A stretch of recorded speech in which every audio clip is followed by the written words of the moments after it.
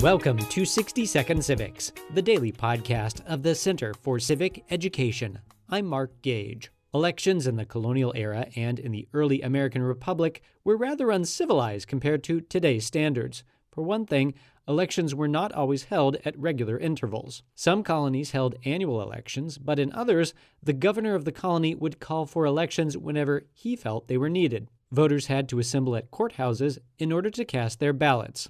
For many people, this meant traveling long distances, particularly if they lived in rural areas. Some colonies used paper ballots. In others, people voted by voice or by rising from their seats, meaning they had to say aloud which candidate they supported or stand up when their candidate's name was mentioned, and someone counted the votes. This obviously increased the likelihood of electoral fraud and voter intimidation. Elections were also times for socializing, eating, and, notably, drinking.